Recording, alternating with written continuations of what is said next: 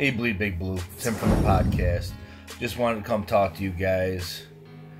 It's another rivalry week. We have to play Philly this week, which is killing me because yes, they're playing good ball, but they just lost Carson Wentz. Do I think we have a chance against them? To be honest, I really don't. I think we just have way too many people injured to even really put up a fight anymore. But hey, you never know with a rivalry game. But I can't stand that I have to say that because I hate Philly. And I would love Giants to win this game.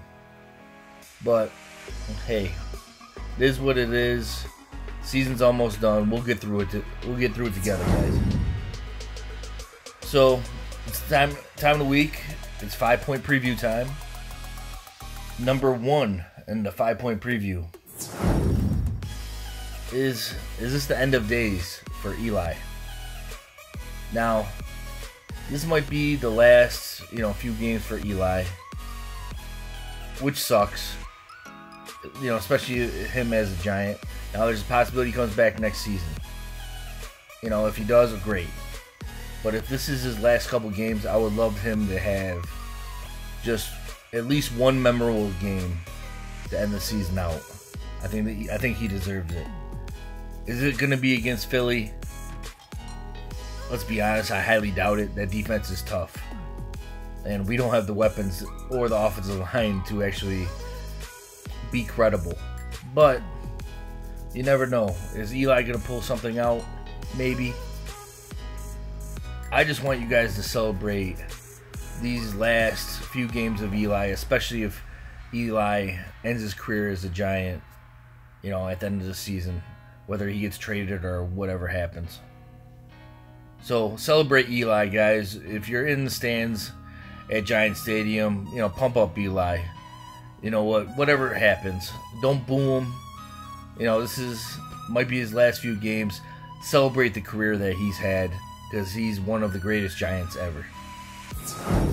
Number 2 on my 5-point preview is, will Wayne Gallman continue to impress? Now, we talked on the show, on the podcast, about did Wayne Gallman actually look good this week, and I think he did.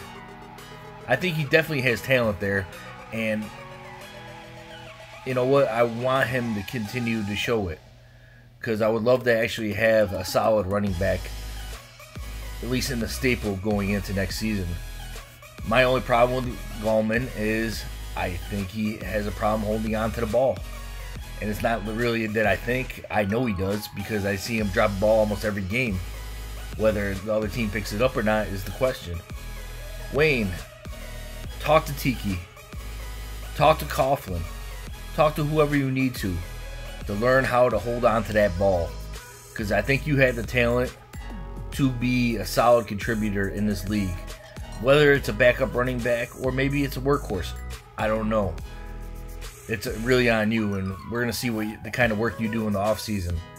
But I want to see, in this game in particular, especially against a tough defense, who's going to be trying to rip that ball away from you if you can hold on to the ball and make plays. We'll see. Number 3. We got lucky this week, guys.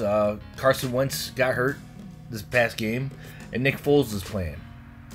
What I'm scared of happening is Nick Foles makes us look like we're horrible, and we make him look like he's a NFL MVP. That's what I'm scared of, because honestly, they have weapons all over Philly's roster, running game and wide receivers, and they just got Zach Ertz back this week. But I want to see what this secondary does. Granted, this secondary is full of practice squad players, especially because I don't even know if Eli Apple's playing this week. So that's another starter out. And Landon Collins is not playing this week, and he might be out for the season. That being said, you guys saw what happened when Landon Collins went out during the Dallas game. We all of a sudden started getting toasted. I'm scared about this game. I'm scared about this game turning into a blowout, which I really hope is not the case. Nick Foles, we need to get to him. Need to pressure him. That brings me into number 4 on my list. Olivier Vernon and JPP, I'm fans of both of yours. JPP, you've been a long time Giant, you know, who hasn't seen the talent that you have. Olivier Vernon, I see you're a worker. I see you're a leader. But you know what, guys? It's time to earn your money. As much as you guys are getting paid, what are your sack totals? You know, JPP, most of your sack total came against one game. With one game, you had 3 sacks. Olivier Vernon, I don't even know what your sack total is. My point is, you guys need to start earning your money, and this is the week to do it. Why don't you get after Nick Foles? Because that is the only way this secondary is going to be able to stop anybody, is if he's getting hit. Without Collins, without Eli Apple, without Janoris Jenkins, it's DRC back there with Andrew Adams and Darius Thompson. And Darius Thompson, you're another one that has not impressed me lately. You need to go back to tackling school. But going back to Olivier Vernon and JPP, it's time to earn your money, or it might be time to get rid of you come this new regime. Number 5. You know, this goes into what I've been talking about, guys. When you have a season like this, and you know, we already know we're going to have a new regime, a new GM, a new coach. They're going to bring in the players they want. But there's talent on this team. We know it. I'm sure other people know it as well. But I want to see who the building blocks are going into the future. And when you have a season like this, you see who still has heart and who doesn't care anymore. I see that Landon Collins cares. This guy is fighting to play, even though there's no reason to, and I don't want him to, because I don't want him to get hurt anymore. I want him next season. I'm a big Landon Collins fan. He's definitely a building block for the future. Snacks Harrison, you're a building block for the future. You keep playing hard. I love it.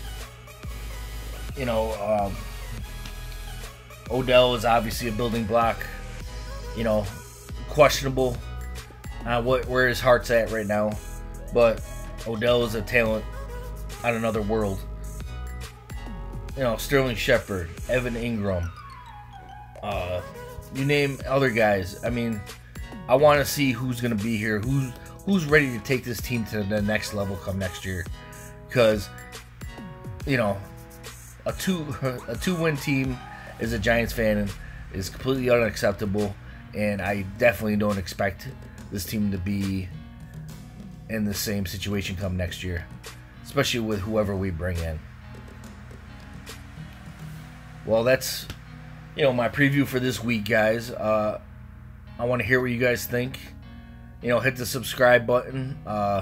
We want to keep growing this Bleed Big Blue Nation as big as it can get. Honestly, our goal is to be the #1 Giants fan podcast, and I want you. Let's help us get there, guys. We're fans just like you. We're just literally doing this just for fun, honestly, and honestly for therapy for me, so I can actually vent out my issues with the Giants with you guys, with people who actually think the same way. And we're always going to be there for you guys, because you guys have been there for us. So I want to say thank you, guys. Thank you for being there through this season for me. And I hope I helped you guys out a little bit this season, because we never expected this. Honestly, the guys, and I'm sure all of you, thought this would be a Super Bowl run. And I'd be excited every week that we taped anything, we did any kind of podcast. It was going to be amazing. But obviously that's not the case. But we're still going to continue to watch just like you guys are, because we love our Giants. And we always will. Because I bleed big blue. Always.